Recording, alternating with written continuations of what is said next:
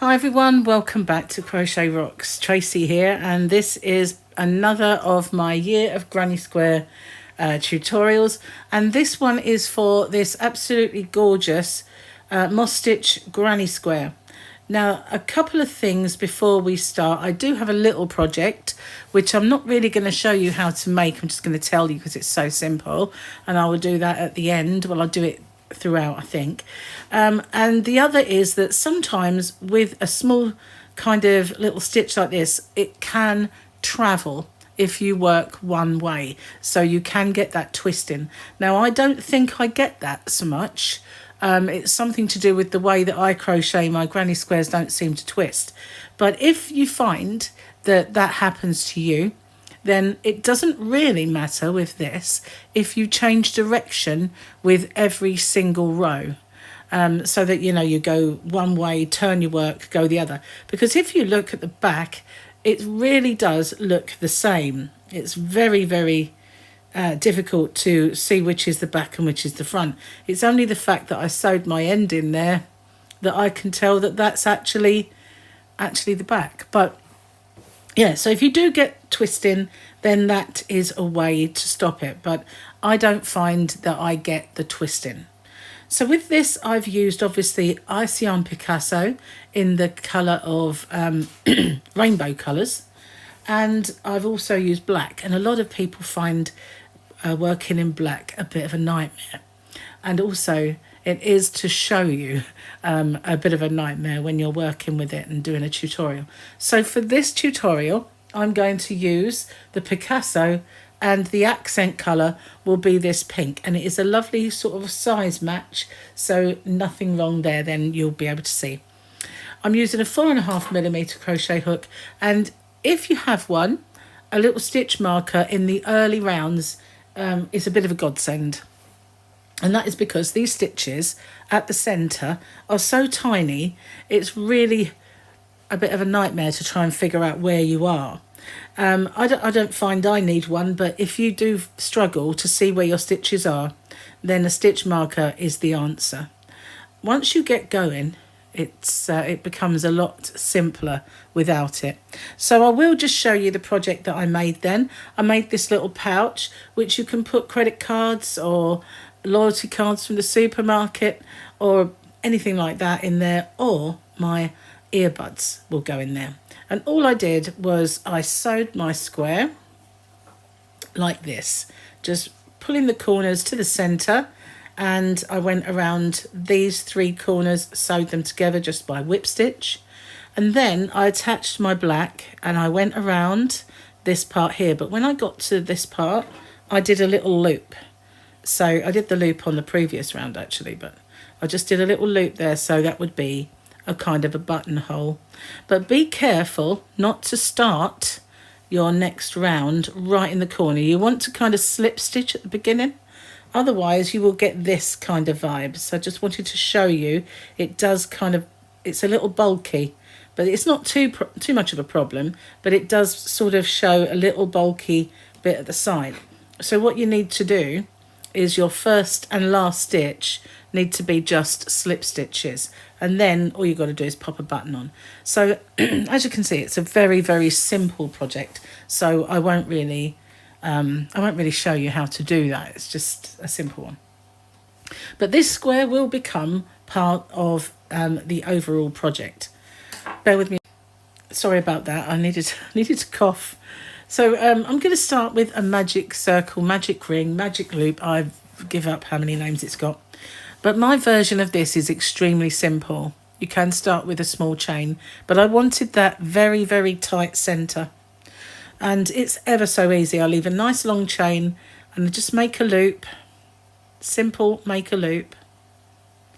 Pop the hook in and bring the yarn through that loop. And then do a chain, and it is done. Absolutely no fuss, done.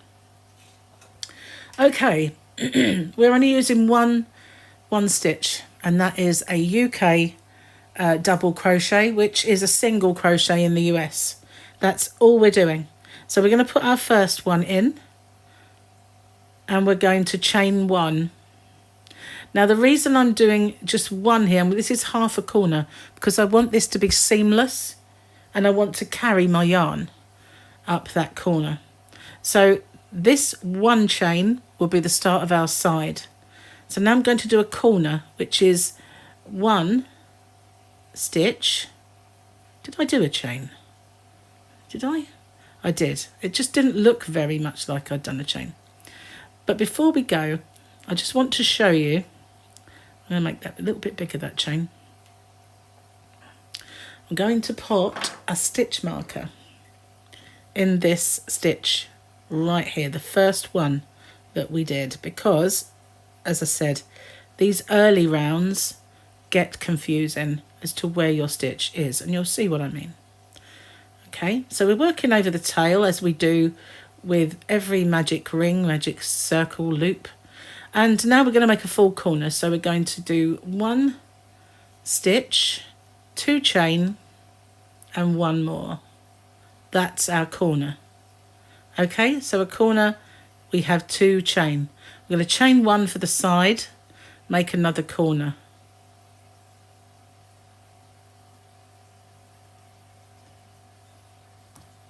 It's quite fiddly.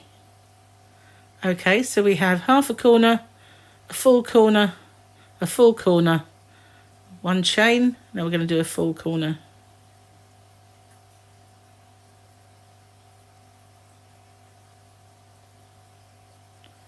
Chain one.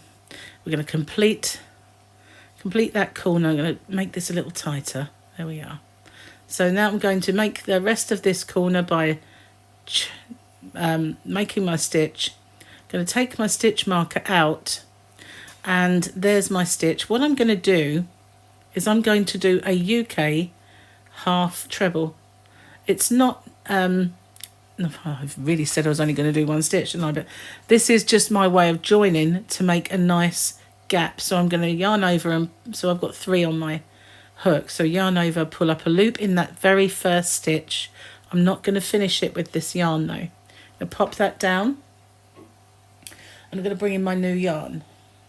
So you can join your yarn however you normally do. I'm going to, I think, take this off of my genie, because it's I did actually, when I was making this, just keep moving the yarn over each other to sort of make room, but I'm going to keep this big ball on the genie. Okay, so now I have my other colour, and I'm going to make a slip knot join this time. Just depends how the mood takes me. Right, so I'm going to hold on to this so it doesn't become baggy. So I'm holding on to it with my finger. I'm just going to bring my loop through that, and so as it's like completing the stitch. So now that UK half treble, half double US that I said I wasn't going to do another stitch has become the same distance as my corner. So now in this corner I'm going to do half a corner again. So I'm going to just make my one stitch, and I'm going to chain one, and then in that one chain space that is the corner, you can see it's actually taken on a square. You can pull this tighter if you wish, or you can just leave it for now. Doesn't really matter much. So I'm going to work over this one tail, but the rest I'm going to just leave. I'm just going to leave them there, because one is my yarn that I'm going to take up with me, and the other is my center ring. Okay, so I'm going to do one in the side and a chain. So between our sides we have one chain. In our corner, you know, we have 2 chains, as we mentioned earlier. So they are fiddly, but once you get in, it becomes much simpler. So I'm going to do 2 chain back in the same stitch to make my corner. Am I going over the yarn? I am, aren't I? Don't need to be doing that. Be very careful not to work over your yarn, just your tail. Keep them aside. That's better. Okay, go back in and do my corner.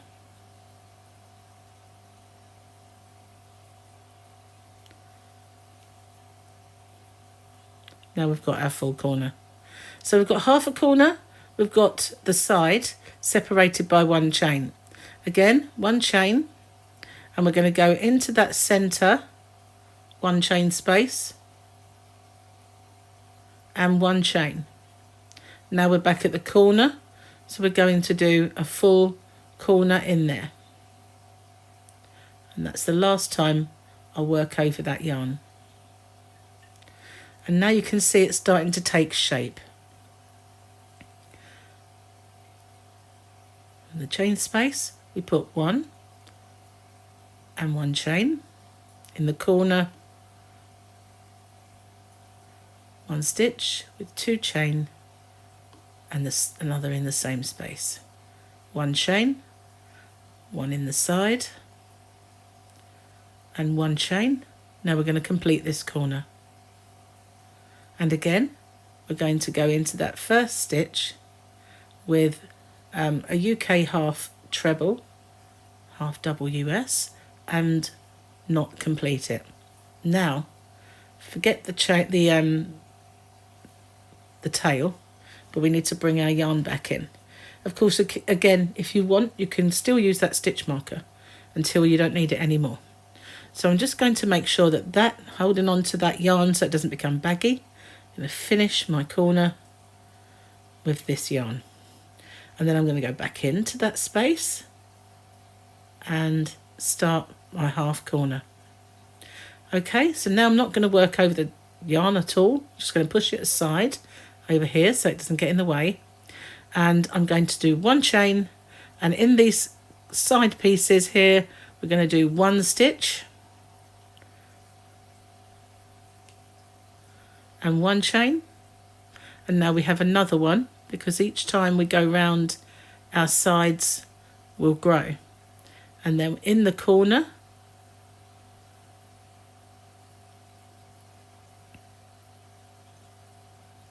and we always do one chain between our sides. It's getting a nice square shape.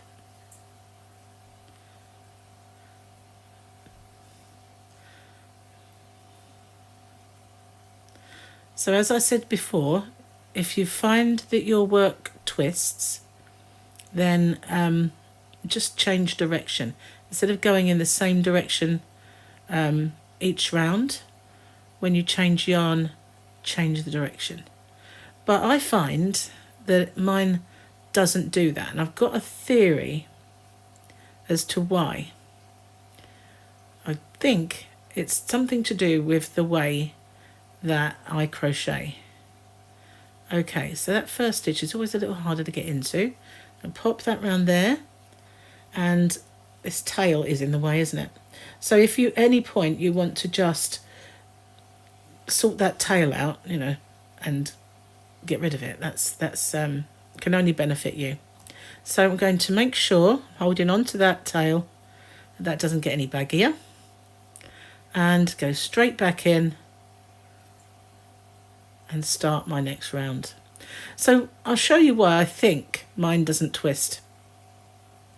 Okay, so when I go in, I always crochet kind of pulling over this way. It's just a way that I seem to crochet, and I think that pulls my stitch over a little bit and makes them more upright, rather than just kind of crochet like that. As you can see, it's now got a different direction. So when I do it, and it's something that I've always done, I kind of go straight into this side of the stitch, if you kind of understand what I mean. So it kind of pulls it over, not consciously, it's just something that I've always done. So this is actually all you do now. That's it. That is all you do. So it's nice and simple. Round the sides will grow every single round, and hopefully my choice of yarn means that you can see quite clearly what's happening. So there you are. It's nice and simple, this one, but really, really pretty. And I think as well, so much variety that you can achieve with it, because I think whatever yarn I've used to do the moss stitch always seems to look really, really stunning. And I mean, this ice yarn obviously looks stunning, whatever you do with it really. But incidentally, I do have it in my shop, hobbyrocks.co.uk. There's a link in the description box for that. But yeah, well, I don't think I'm going to have it for long, to be honest with you. Right, so now it's easier just to move that over that side. Now we're getting a little size so that we don't mix up our yarn tails. Okay, so I'm just going to make sure that that's not loose. Bring up my yarn to pull through. Okay, so let's have a look at how that looks on the reverse side. You can see where it's pulling up. When I did the black one, it's not so prominent, but you can see a little bit of where I've brought the yarn up. You don't have to do that, obviously. You can end off every single row and start a new colour or work your ends in. But as you can imagine, there's an awful lot of ends in this. So I decided that as my little project, you weren't really going to see the back on that particular thing. I decided not to, and it's going to get in the way, that one. I decided not to do that and just to pull the yarn up with me. Now, if you're making a blanket or something that, I mean, if you're doing a cushion, you're not going to see the back. But, you know, if you're going to do something where you will see the back and you don't like the way that looks, then obviously, yes, you can change every single row if you want to. Will be a lot of ends. If you don't mind ends, then that's fine. So with this particular square, you can just do this as big as you want. It's kind of your desire, really. But with my overall project in mind, I've kind of stuck at this size. Well, I guess it's about 4.5 to 5 inches. So what I'm going to do is I'm going to make all of the squares that are appropriate for this blanket or whatever I'm making, several blankets.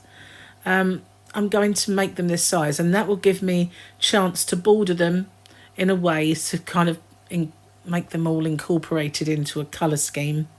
But the previous one was pink heart, so I think it's going to work out quite nicely, just to sort of put a few all together. So if you're new to this little project, what I'm doing is I'm doing a year of granny squares, and each of the granny squares will probably have a little project attached, like the one you saw earlier. I can't say they all will, but mostly they will have a little project in mind for that square. And then all of the squares that are appropriate to make into maybe a blanket or a couple of blankets, then I'll join them all as I go, and start kind of making something with all of them. I think, you know, there'll be so many squares that perhaps one blanket would be a little bit too much. So I will probably do a few little projects with it. So that's back at the start again. That is how we do it. And then all we have to do once we've finished, move it out of the way, is give this a real tug and close that hole and secure that. I normally secure it by sewing a little knot, and then I just take my yarn through that centre to get rid of it. But that's how it's looking. Isn't it cute? I like it. So yeah, there we are. I don't need to show you any more, I don't think, because to be honest with you, you just keep going till as far as you want. Now with this, I measured it to be, hold on just one. Okay, so I measured this to be just shy of 5 inches, or it was about 12 centimeters, and it equates to 10 rounds to make this little project. That was all I did, was 10 rounds, and I just need to find myself a nice snazzy little button to put there, and then it's all completed. But yeah, you can make that bigger. You just keep going, make it bigger, and you can put an iPad or a Kindle or something along those lines in. But I don't know, I think mine's just going to have my earbuds in it, to be honest with you. But yeah, you just keep going until you get as big a project as you need. I mean, it could be that you want to make a cushion or something like that with it. It's just very beautiful little square, and even with these colours, it's just beautiful, really, really pretty. But obviously, choosing a colour to make this rainbow like pop is the key to what you end up with, I think. Anyway, that was the back. See what I mean? You can change direction every round and you wouldn't even know. Okay, well, that's the tutorial 3. This is week 3 of the year of Granny Squares. Hope you like that, and I will see you guys on the next one. Bye bye for now.